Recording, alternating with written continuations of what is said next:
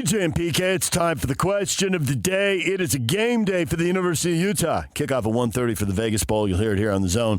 How will the Utes do in their first game without Kyle Whittingham in 21 years? Alex, the Utes should roll Nebraska. Clinton, they will do just fine. The Cornhuskers are not a good team, and most of their talent's opting out. If they lose, it's a very bad sign. And Vernon says... Right, that's why it's so dang important that they win. Yeah, Vernon says it won't be the same without Witt. Personally, I think they will struggle. Very bad timing. It's all on Harlan. Witt got what he wanted, a big paycheck, a big payback from how they pushed him out. Never heard of naming a coach in waiting. The Utes are classless, right from Max Hall's mouth. Vernon, dragging Max Hall into this. Max is like, leave me out of it. I've done enough here. So all of a sudden, you're a big Kyle Whittingham fan.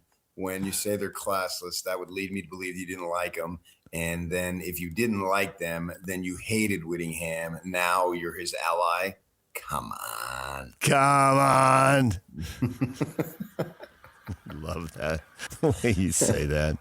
Come on. I ain't buying it. I ain't buying what you're putting down. Not dealing with it. I'm not picking it up. No way. If both teams were at full strength and this game were played in October, I think we both think the spread would have been bigger than 14. The comparative score thing can be risky, but Nebraska beat Cincinnati by 3, and Utah literally ran them off the field. The cliche actually fits the game. Yeah, first game, though. The Nebraska game was the season opener in Kansas City in the Chiefs Stadium, in Arrowhead Stadium. I think you have to allow teams to develop a little bit. That's what Alabama says, for sure. Well, I think everyone should say that. In fact, if your team isn't better in November, then something's wrong. And something's wrong, and you're getting beat. September football shouldn't beat November football. That could be what is wrong. Yeah.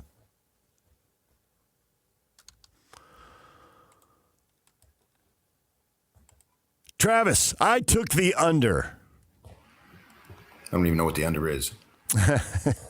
You can bet over, under. Well, I guess he could have. No, I know what it is. I don't know what the literal The 50 and a half points. Premise of over 50 and a half points.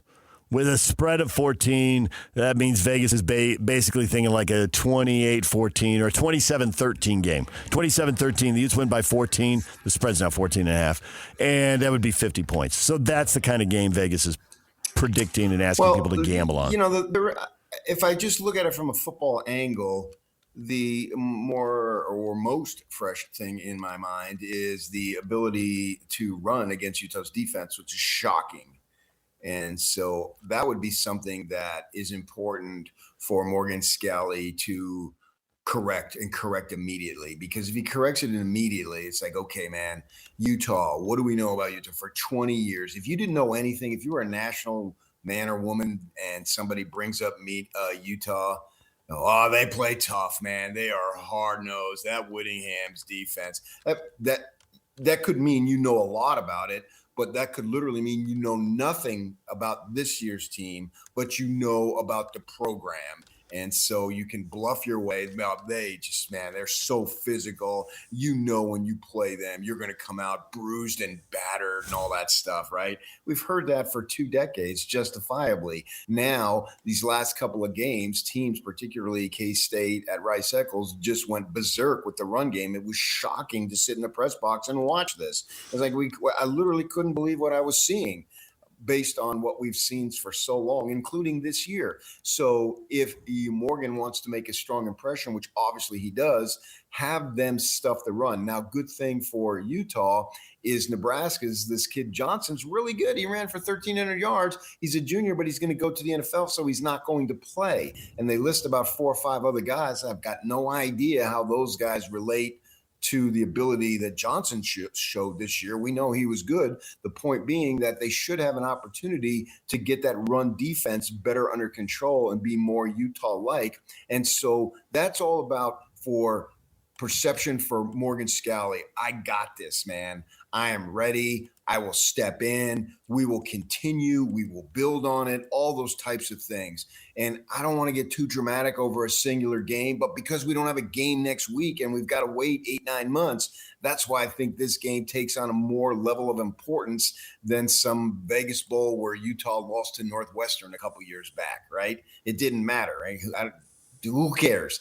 But this game, for the time being, all off season, as they try to implement the Morgan Scalley way, I think adds a little bit of importance. That's why, for me personally, I like Scalley. I want Utah to succeed. I really, really hope that they just put something on Nebraska and send not a statement to Nebraska, because they're not going to face Nebraska. They don't need to make a statement. They need to make a statement like internally, is the transition has been made and we are going to continue this, and we're fine. 762 yards allowed rushing in the last 2 games can't be ignored. Right. It doesn't make any sense, but It has happened, and it can't be ignored. And to me, the physical side of it, I don't see why it should have happened. The mental side of it, you may say this is weak, but from the mental side of it, and we got Riley coming up at 8 o'clock, we can run this theory by him. The mental side of it, you can't lie to players who watch as much film as college football players do.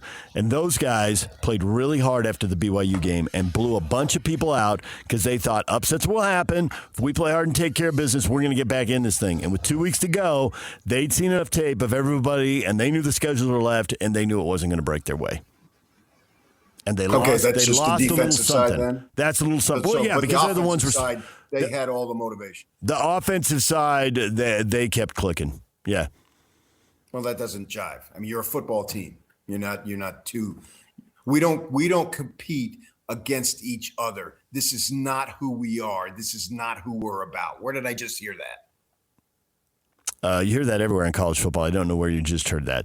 Will Hardy just said it. Oh, okay. I was sorry. I was in football mode. Yeah.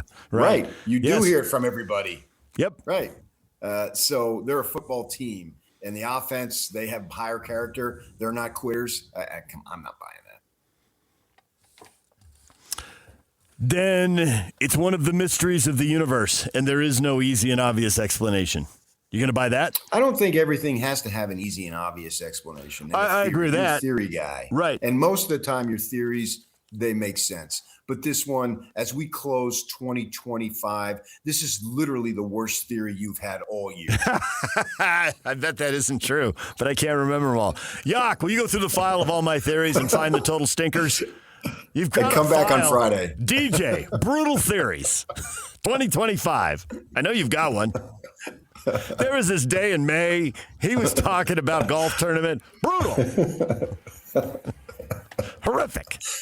Woo!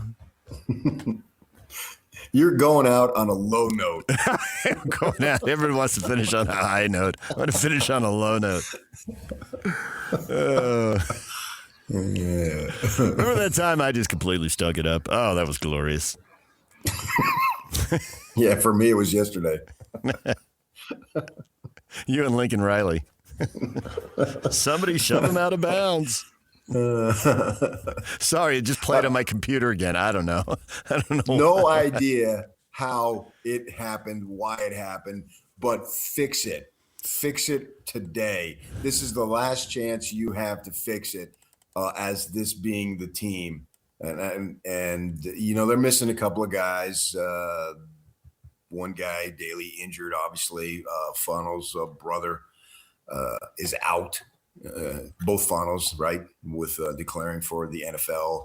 But other than that, you got your dudes that were there and stuffed a bunch of teams. So I suspect the offense will do what it's done. It's been pretty consistent this season.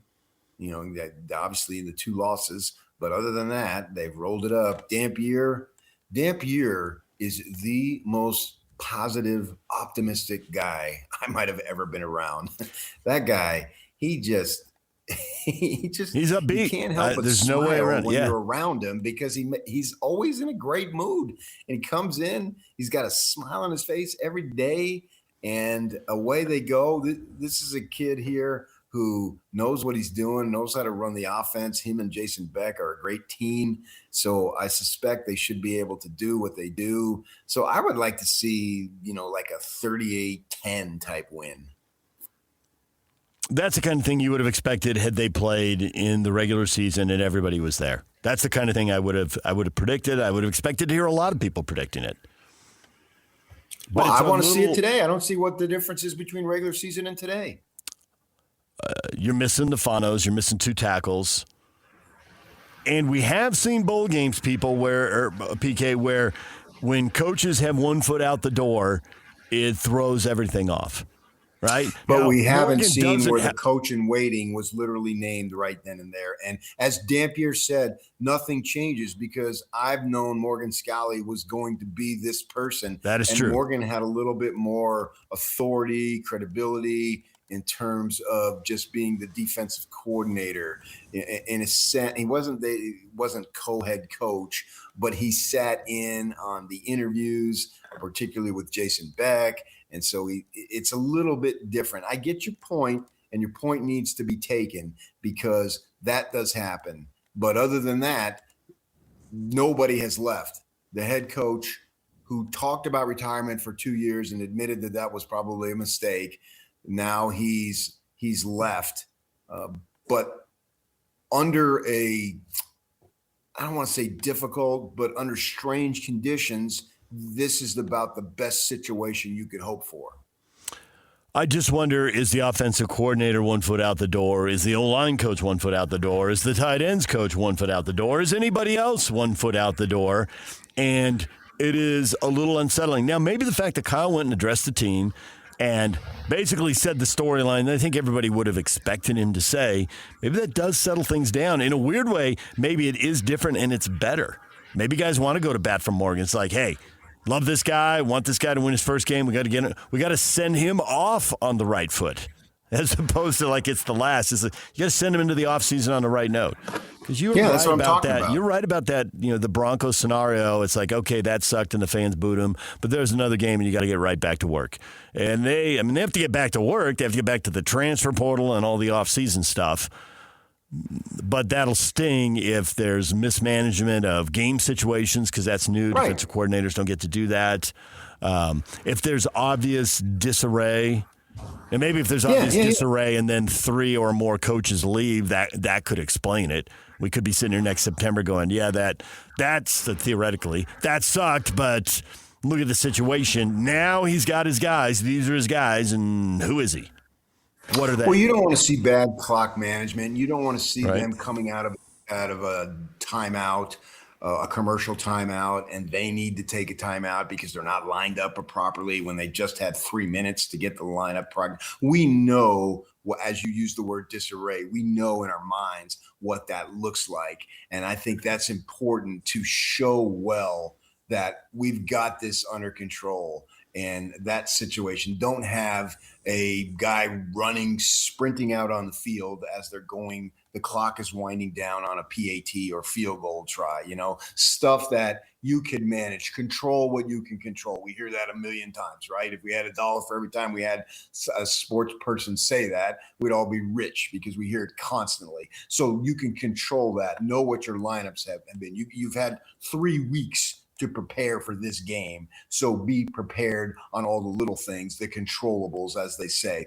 And that's when we see, okay, that's a well-coached team. Everybody's mentally disciplined. You want to be physically disciplined, but obviously you want to be mentally disciplined because you can control the mental aspect as much as possible. The physical, depends on what's going on in the game there, right? But the mental aspect you can control. And so we want to see that. As far as 1 foot out the door, this is relative to everybody. There are going to be guys that will put their name in the transfer portal, and they've been thinking about it. So everyone, in a sense, certainly from a player perspective, is all on a 1-year basis. Everyone is a free agent officially on Friday. And so I think they can get past that. And plus, it's not like, well, you have all this upheaval, and Nebraska over here is the model of stability. No, you're both in the same boat. Everybody is in the same boat. It's just a question of, do you have 5 guys? Do you have 10 guys? Do you have 20 guys? Whatever it might be. Yeah, the coaching situation,